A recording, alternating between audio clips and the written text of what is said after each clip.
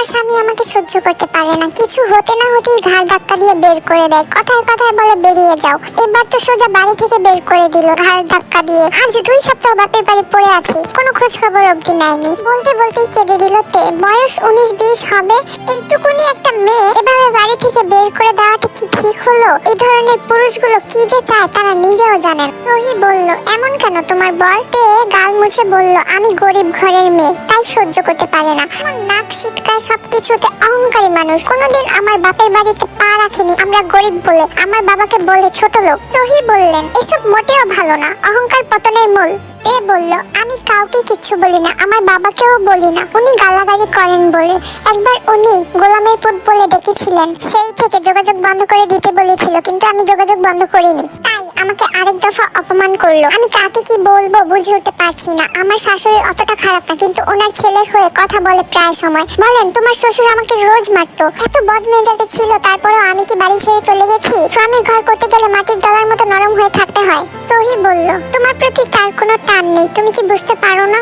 না, টান থাকলে আমি মারধর খেয়ে পড়ে থাকতাম এই বাড়িতে। পড়ে থাকবোই বা কি করে? আমাকে তো ঘাড় ধাক্কা দিয়ে বের করে দিল, মুখের উপর গেট বন্ধ করে চলে গেল। দারোয়ানকে বলল গেট খুললে ওদের মুন্ডু কেটে নেবে। আমার গর্ভে বাচ্চা এসেছে, তাই আমি সিদ্ধান্তহীনতায় ভুগছি। আমার মামাতো বোন বলল বাচ্চা নষ্ট করে ফেলতে, তাহলে ডিভোর্স হয়ে গেলেও সমস্যা নেই। আমি কি করব বলুন? যাই হয়ে যাক, ওই লোকটার সাথে আর কোনোদিন বনিবনা হবে না আমার। যাদের সাথে সংসার করা যায় তাদের মতো না ওই লোকটা। এত অহংকার, এত দম্ভ যে মাটিতে পা পড়ে না। কথায় কথায় বাড়ি থেকে বেরিয়ে যাও, কিছু খেতে না চাইলে এত আহ্লাদ আসে কোথা থেকে? এত ছোট লোকের মতো চলাফেরা কেন?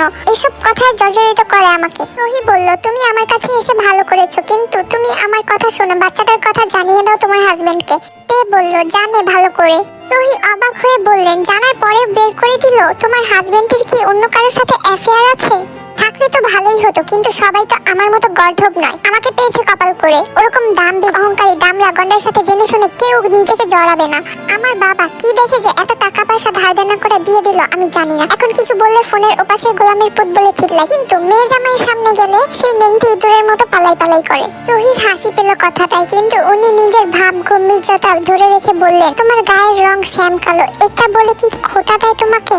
তে বলল, মা গো মা, খোটা দেবে কেন? আমার চেহারা কি মায়া, তাই এতদিন একটু হলেও আদর্শ হাত পেয়েছি। আর সেও এত সুন্দর কোথায়? আমার চাইতে একটু উজ্জ্বল রং। তাছাড়া গায়ের রং ফর্সা হলেই কি সুন্দর বলে তাকে? মুখটা সারাক্ষণ হনুমানের মতো করে রাখে, আমাকে দেখলেই নাকটাকে এমন ভাবে তুলে রাখে যেন আমি তরতাজা পায়খানা। আর পায়খানা তাজা গন্ধে তার চারপাশ ভরে গেছে। সহি নড়ে চড়ে বসলেন, হাসলেনও। তে তা দেখে বলল, আমার কথায় হাসি পাচ্ছে আপনার? আমি কি পরিস্থিতির মধ্যে দিয়ে যাচ্ছি তা আপনাকে বলতে পারছি না। আমি পরামর্শ নিতে এসেছি, পরামর্শ দিন। আপনার ফি অনেক, বারবার আসতে পারবো না। সহি বলল, তুমি কোনো সমাধান না পেলে ফিসটা নিয়ে যেও, যেহেতু তোমার শাশুড়ি আমার ছোটবেলার বন্ধু হয়। তে বলল, ওসব কথা ছাড়ুন, আমি কি করব সেটা বলুন। সহি বললেন, আমার আরো প্রশ্ন আছে। তে দেখো, তোমার স্বামী স্ত্রীর মধ্যকার সম্পর্কটা খুব সহজ আবার খুব কঠিন। তোমার কথা শুনে মনে হচ্ছে তোমার হাজবেন্ড কোনো একটা কারণে তোমাকে সহ্য করতে পারে না। তুমি কখনো তার মন জুগিয়ে চলতে চেয়েছো? তে বলল,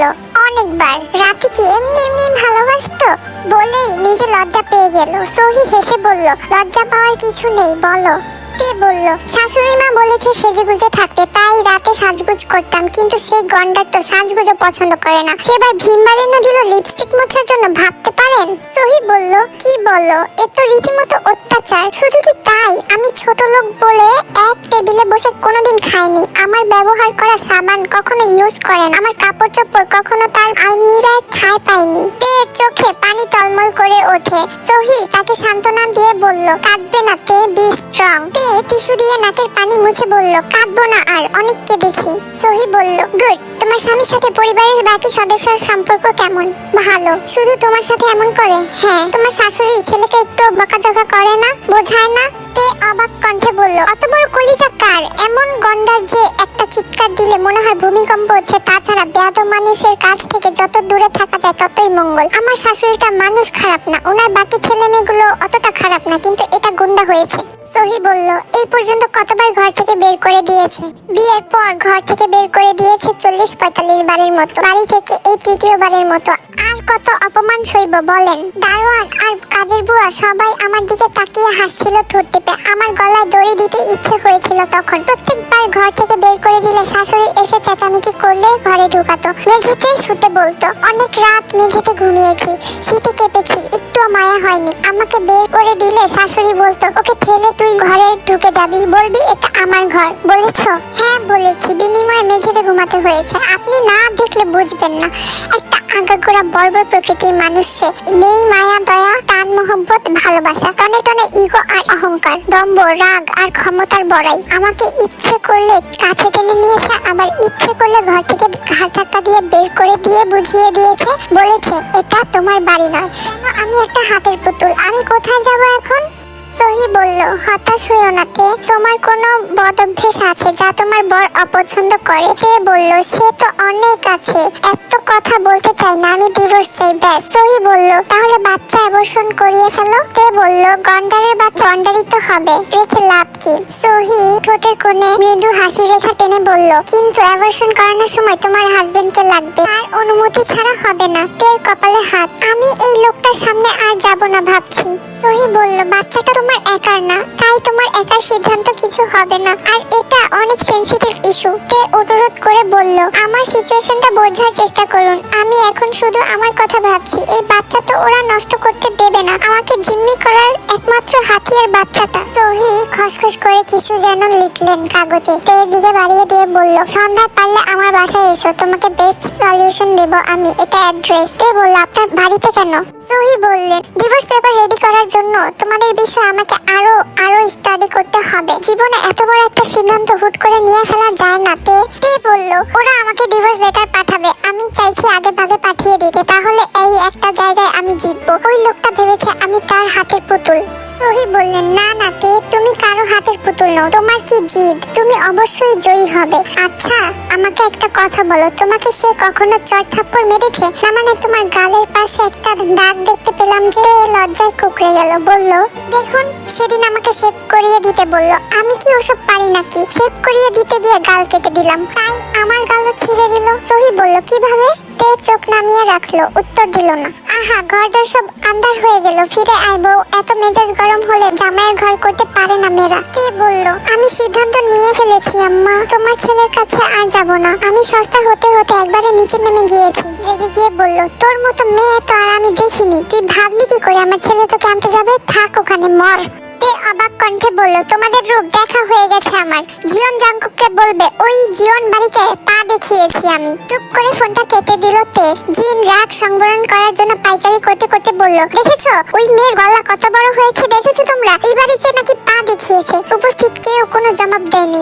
জাংকুক এসে দরজার কাছে দাঁড়িয়ে জুতো খুলতে খুলতে বলে উঠল, কে কাকে পা দেখিয়েছে মা? চমকে উঠলেন ছেলের গলা শুনে, বললেন, কেউ না, আমরা অন্য কথা বলছিলাম। বলছিলাম কি বউটারে আনতে যাবি না? বাচ্চা পেটে নিয়ে বাপের বাড়ি আর কতদিন থাকবে? জাংকুক বলল, সে বাচ্চা অ্যাবর্শন করার সিদ্ধান্ত নিয়েছে, দেখি কত দূর এগোয়। সহ বাড়ির সবাই চমকালো কথাটায়। জিনের বড় মেয়ে বলল, ওর সাহস তো কম না, দেখেছো মা মেয়েটা কত বড় শয়তান? জাংকুক বলল, ও শয়তান, ওর পুরো গোষ্ঠী শয়তান। জিনের বুকটা কাঁপছে, তার বংশধর এভাবে চলে যাবে? না না, হতে পারে না। তিনি বললেন, বউটার কথা ছাড়, বাচ্চাটার কথা ভেবে বউটাকে নিয়ে আয় বাবা। জাংকুক মায়ের দিকে ফিরে চাইলো। জিন আর কিছু বলার সাহস পেলেন না। রান্নাঘরে গিয়ে তেকে ফোন দেওয়া মাত্রই তে ফোন তুললো, বলল, আবার কি? তোর পায়ে পড়ি, বাচ্চাটা নষ্ট করিস না। তে বলল, তোমাকে কে বললো কথাটা? জাংকুক বলেছে তুই ওর হাতে মরতে চাস। তে বলল, তোমার ছেলেকে এখানে পাঠাও, কে মরবে সেটা তখন দেখা যাবে। জাংকুকের গলা শোনা গেল, মা গরম পানি দাও। তে তার গলা শুনে ফোন কেটে দিল। গলার আওয়াজটা শুনলেই ঘৃণায় তার গা রিরি করে উঠে। আমার মুখের সামনে থেকে খাবার কেড়ে নিয়েছে ওই লোক। আমার কিছু খেতে ইচ্ছে করলে সেটা মুখ ফুটে বলতে পারিনি। কিছু বলার আগেই চিল্লিয়ে বাড়ি মাথায় করে। মেঝেতে কখনো ঘুমিয়েছো আম্মা? আমি ঘুমিয়েছি। মুখে অনেক কিছু বলে ফেলা যায়। আমি কি তোমাদের সব কথা বলি না? তাই তোমরা পেয়ে বসো। আমি কি ইচ্ছে করে ওই বাড়ি থেকে চলে এসেছি? ইয়ঞ্জন বললেন, মুখ পাকাবি না। বিয়ে দিয়ে দিয়েছি যখন, তখন ওখানেই থাকতে হবে। এত তেজ কেন তোর? জামাই ওরকম বকতেই পারে, বেরও করে দিবে। তাই বলে সোজা চলে আসবি? আর ও যে এখন ডিভোর্স দিবে বলছে, ডিভোর্সিদের এই সমাজে কোন চোখে দেখে সেটা জানিস? গায়ে রক্ত মাংস কিছু আছে তোর যে বাচ্চাটা নষ্ট করবি? ওর অভিশাপে মরে যাবি। বাবা, একটা প্রাণ নিয়ে খেলা শুরু করেছিস তোরা সবাই মিলে। এখন তো সব আমার দোষ। সবাই এখন ধোয়া তুলসী পাতা। ওই লোকটা কি কিছু বলতে পারো না? নিজের মেয়ে আমাদের কথা শোনে না, সেখানে পরের ছেলে কোন ছাই? কে বললো? তুমি বলছো আমি ওখানে লাথি খেয়েও পড়ে থাকি? হ্যাঁ থাকবি, তোর বাপের কি অট্টালিকা আছে যে জামাই কিছু বলতে না বলতে ঠ্যাং দেখিয়ে চলে আসবি? কত বড় বেয়াদব তুই, ওই বাড়িতে ঠ্যাং দেখিয়েছিস? কে বললো? আমার বমি পাচ্ছে। আমার সাথে চিল্লাচিল্লি করবে না আম্মা, আমি একদম বেরিয়ে যাবো এই বাড়ি থেকে,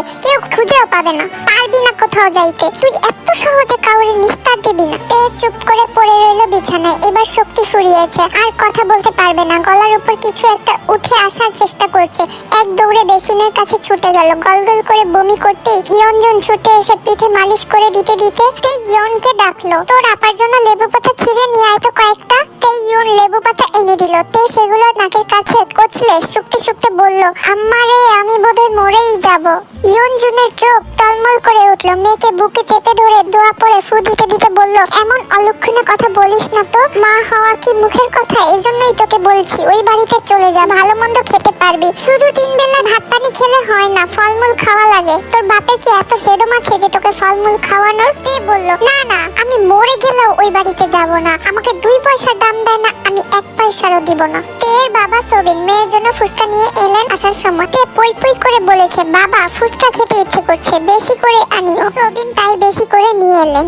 বড় তৃপ্তি নিয়ে সেগুলো খেলো। মনে পড়লো বিয়ের পরের দিনগুলোর কথা। বিয়ের মাত্র 3 দিন পার হয়েছে, বাড়ি ভর্তি মানুষ। আয়ুব কোথা থেকে ফুচকা এনে দিল, বললো, ভাবি ভাবলাম তুমি খেতে পছন্দ করবে, তাই নিয়ে এলাম, ভাইয়া আসার আগে খেয়ে নাও। তো মহা খুশি। প্লেট নিয়ে গপাগপ মুখে পড়ছিল একটার পর একটা। ঠিক তখনই কোথা থেকে লোকটা এসে চেঁচাতে চেঁচাতে তার হাত থেকে ফুচকা প্লেটটা কেড়ে নিল। এমনকি অনেক অনেক কটু কথাও শুনিয়ে দিল। সে নাকি কোনোদিন খেতে পায়নি, তাই খাবার দেখলে এমন করে। এমন কথাও শুনতে হয়েছে তাকে। নীরবে চোখের জল ফেলছিল সে সেই দিন। নতুন বউকে কি করে মানুষ এমন কথা বলতে পারে?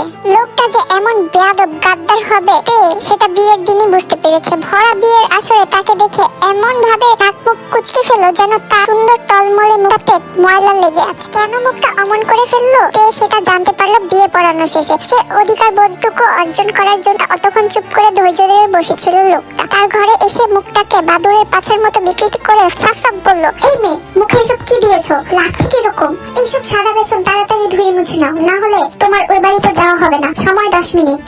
এমন অপমান জীবনেও কেউ করেনি। শ্বশুর বাড়ি যাওয়ার সময় অনেক কেঁদেছে, বাবা মা আর ভাইয়ের জন্য নয়, তার শ্বাস ধুয়ে ফেলতে হয়েছিল বলে। লাক্স সাবান দিয়ে ডলে ডলে মুখটা ধুয়ে মুছে তাকে গাড়িতে তোলা হয়েছিল। একটু ফেয়ার এন্ড লাভলিও পর্যন্ত মাখতে দেয়নি এই দামড়া গন্ডার। এই দুঃখে অনেক রাত অব্দি কেঁদেছে ফুলের বিছানার উপর বসে বসে। তারপর লোকটা যখন ঘরে এলো তখন সেই কান্না থামিয়ে দিয়েছে। কিন্তু লোকটা যে মহাবাদর সে কথাতে তখনই জানতে পারলো যখন আদর টাদর করা শেষ। তাকে বলল, খবরদার, একদম লজ্জা পাওয়ার ভান করবে না। তুমি যে লজ্জাবতী নাও সেটা আমি ভালো করেই জানি। বলল, আমার আজ ঘুম পাচ্ছে খুব। লোকটা যেন শুনলো না। এর অবশ্য একটা অপরিচিত লোকের চুমু খেতে মন্দ লাগেনি, আরো পেতে ইচ্ছে করেছিল। কিন্তু দামড়া বেটা মাঝতে তাকে ছেড়ে দিয়ে ভস ভস করে ঘুমাতে লাগলো। ভোর রাতে তাকে ঘুম থেকে টেনে তুলে গোসল করালো। ঘুম থেকে ডেকে তোলাতে মহা বিরক্ত। লোকটার গায়ে আঙ্গুলের গুঁতো মেরে যখন বলল, আমি এত সকালে ঘুম থেকে উঠি না, লোকটা আচমকা এমন রেগে গেল, ছিটকে দূরে সরে বলল, তোমার এত সাহস কি করে হয় আমার গায়ে হাত দেওয়ার? তুমি বেকুব সেটা জানতাম, এতটুকু ম্যানার্স জানো না সেটা তো জানতাম না। ফার্দার এমন গায়ে হাত দিয়ে কথা বললে সোজা বাড়ি থেকে বের করে দেবো। স্তব্ধ। লোকটার হুমকি টামকি খেয়ে যখন সে কাঁদছিল, শাশুড়ি এসে বলল, আরে কাঁদিস না, একটু মানিয়ে নে, দেখবি তোকে অনেক ভালোবাসবে। আর গায়ে হাত দিয়ে কথা বলিস না, নিজে নিজে হাত বাড়িয়ে কাছে যাস না, বুঝলি? ওর মতো করে চল। তখন কথাগুলো চুপটি করে শুনলেও মনে মনে ঠিক করলো, কচ্ছু কচ্ছু, আমি কেন তার মনের মতো করে চলবো? আমার কিসের দায় পড়েছে? আমি কি অশিক্ষিত বকরি নাকি? আমি হলাম এন্ট্রান্স পাস মেয়ে। আমি গায়ে হাত দিতে না পারলে আমার গায়ে হাত দিতে আসুক। আর ঝামেলাটা লাগলো সেখানে। শাড়ির আঁচলটা ঠিকঠাক করে দেওয়ার বাহানায় কে ছুটে আসলে এক লাফে দূরে সরে গিয়ে বলল, নারী পুরুষ সমান অধিকার, বুঝলে? পারমিশন নিয়ে তবেই গায়ে হাত দিবে। লোকটা এমন ভাবে গলা ফাটিয়ে এই চুপ বললো যেন সে সিনেমার ফাটাকেষ্ট আটতেই হচ্ছে রানু মণ্ডল। বিকেলে ডাক্তারের কাছে যাওয়ার জন্য বের হয়েছিল বিশ্ববিদ্যালয় চত্বর পার হওয়ার সময় সে দেখলো কাপলরা পাশাপাশি বসে বাদাম আর ডালমুট খাচ্ছে, হাসছে, কথা বলছে। আহা, কি সুখ তাদের মনে, কি সুন্দর জুটি। তার জীবনে এরকম কোনো মানুষ এলো না কেন? অথচ কলেজে ওঠার পর সে কত স্বপ্ন দেখতো, সমবয়সী অথবা কলেজের সিনিয়র কেউ তার প্রেমে পড়বে, তাকে তাকে খুব সুন্দর নামে ডাকবে, হাত ধরে পাশাপাশি হাঁটবে, ভীষণ ভীষণ ভালোবাসবে। একটু চোখের আড়াল হলে পাগলামি করবে আর বলবে তোমার গায়ের রং যাই হোক না কেন তুমি আমার চোখে দেখা শ্রেষ্ঠ সুন্দরী। অথচ তার কপালে কি জুটলো, একটা 28-29 বছরের বয়সের বুড়ো খেচর। না জানে প্রশংসা করতে, না জানে একটু মিষ্টি করে কথা বলতে, না জানে একটু সুন্দর নামে ডাকতে। সেসব তো দূর, কোনোদিন তাকে নিয়ে শপিং মলেও যায়নি, ডাক্তারের কাছেও নিয়ে যায়নি, এমনকি রেস্টুরেন্টে তার পাশাপাশি বসে খায়নি। কারণ সে পাশে দাঁড়ালে মান সম্মান কমে যাবে তার। জীবনে যা যা চেয়েছিল কিছুই পেল না সে, যা চায়নি তাই পেয়েছে। যেমন মানুষ দেখে তার ঘৃণা লাগতো, তেমন মানুষ তার কপালে জুটেছে। একটু যত্ন আত্মীর ভালোবাসা যা সে চেয়েছে কিছুই পায়নি, চেয়েছে সিনেমার হিরোদের মতো কাউকে। কপালে একেবারে ফাটা কেষ্ট জুটে যাবে কে জানতো।